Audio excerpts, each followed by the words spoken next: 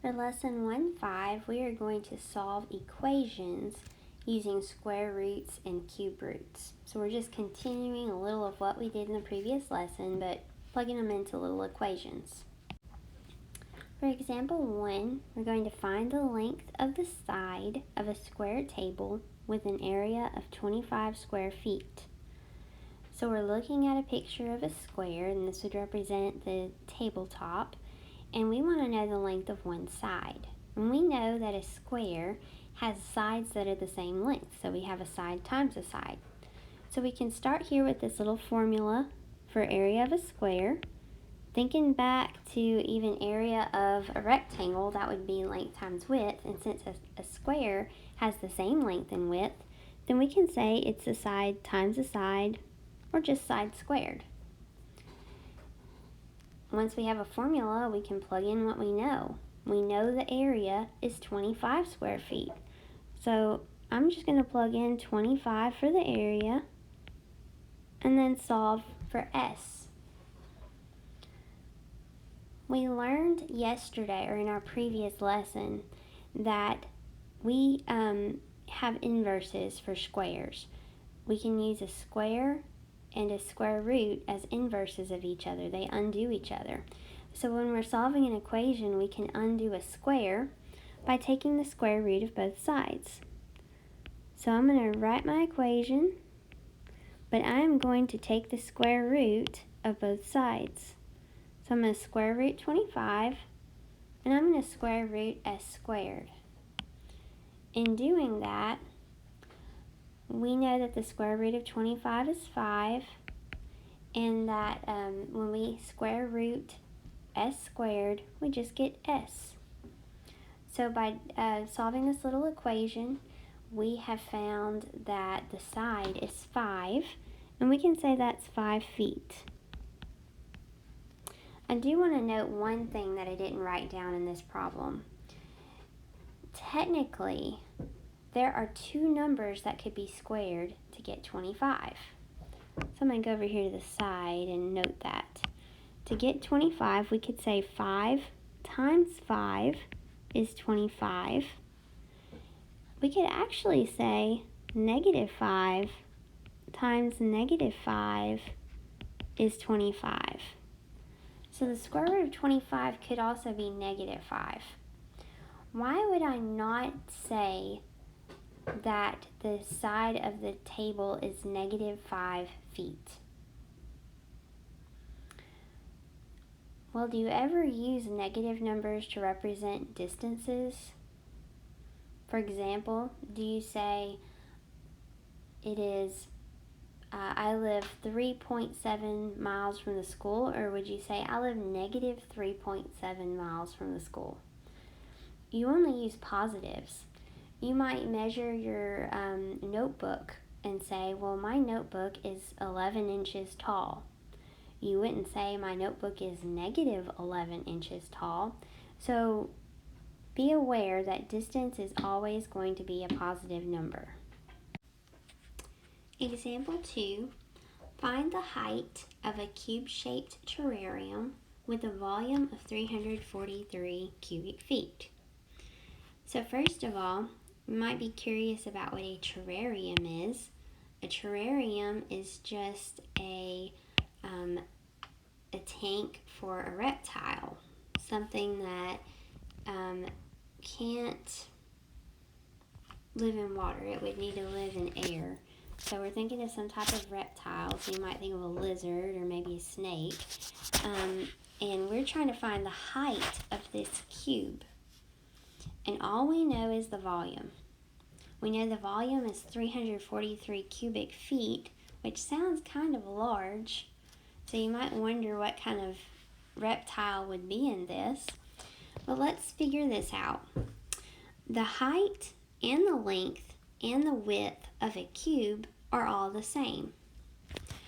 So they're just the edge of a cube or the side of a cube. So I could write a little equation. We could think for a minute, and we think of the fact that volume would be length times width times height.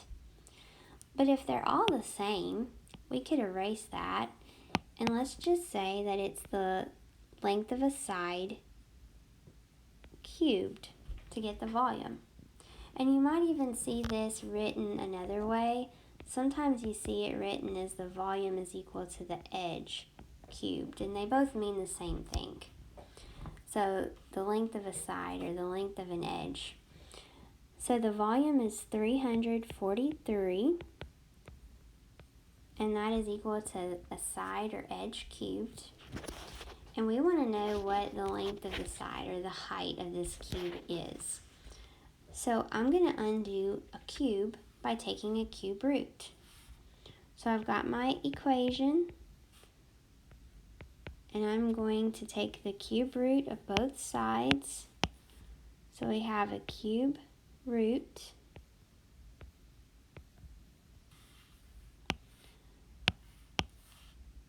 and the cube root of 343 is 7. You could plug that into a calculator, or you could go through your facts and think, what times what times what is 343? And you might use a calculator to assist you in that as well. And then on the right side, the cube root of s cubed, those undo each other to give us just s. So the height, which is the edge of a cube or the side of a cube, is 7 feet. So this is 7 feet tall. So that sounds like it would hold a very large reptile.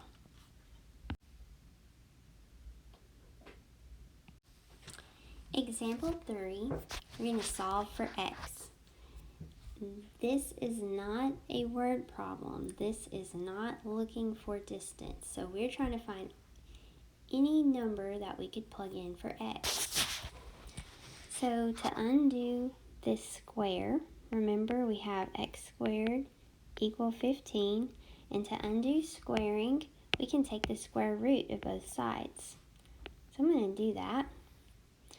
On the left side, the square root of x squared is just x. And on the right side, we just have square root of 15. Can we find an exact number for square root of 15? If we go to a calculator, we're going to get a decimal. So we do second square root button 15, close parenthesis, and we hit enter. And we do end up with a decimal value. If we were to get an exact answer, could we leave it at 3.872983346?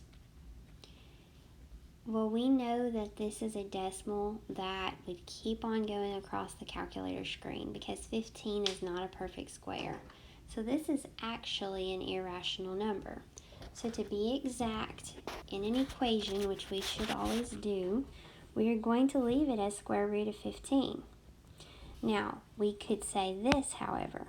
We could say that positive square root of 15 times positive square root of 15 is 15. Or we could say negative square root of 15 times negative square root of 15 is also 15. So we actually solve this. We get this answer. It looks a little different, but it tells us there are two answers. There are two solutions. We could say it's the positive square root of 15 or the negative square root of 15. I do want to just prove this to you for a minute. If I say square root of 15 times square root of 15, I could go to a calculator and just plug that in. You can do that yourself. But we're going to get positive 15. If I take a negative square root of 15 times a negative square root of 15, then I get a negative times a negative, which is a positive, and square root of 15 times square root of 15 is also positive 15. So both of those answers work. For problem B, we have x cubed equals 43, and we're still trying to solve for x. So, since we have an x cubed, we can undo cubing by taking the cube root of both sides of this equation. On the left side, the cube root of x cubed is x. And on the right side, the cube root of 43 just stays as it is, the cube root of 43. And you might wonder if I should put a positive or a negative symbol in front of this. Well, it's going to just be positive. There is only one solution. There is one answer. And I could check this out. Let me think for a minute about this. If I have the cube root of 43 times the cube root of 43 times the cube root of 43, I know I'm going to get 43. But let's put a negative in front of it and see if that works. We have the negative cube root of 43, the negative cube root of 43, and the negative cube root of 43. So I say a negative times a negative, which is a positive, and then a positive times a negative is a negative. Oops, we're done with our roots, but I get negative 43. That's not the same answer. So if you have a cube, you're only going to have one answer. Okay, so I want you to try some problems. Try to solve for x for numbers 1 and 2, x squared equal 24 and x cubed equal 13. Go ahead and pause the video and take just a little time to try this, and then you can resume playing and we'll go over the answer.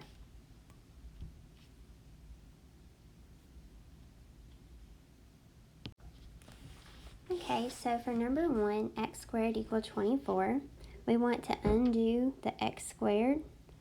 So I've got x squared on the left side and 24 on the right, and we want to undo squaring by doing its inverse, which is square root of both sides. When we square root x squared, we get x. When we square root 24, we could get either a positive or a negative square root of 24.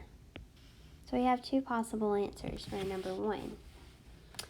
For number 2, we have x cubed is equal to 13.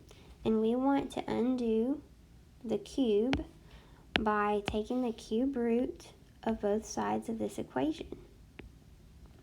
So when we take the cube root of x cubed, we get x. When we take the cube root of 13, we just get cube root of 13. Remember, if we got a negative answer for this, then we would end up with negative 13 is the same as x cubed, and that's not true. So we just have one answer, x equal the cube root of 13.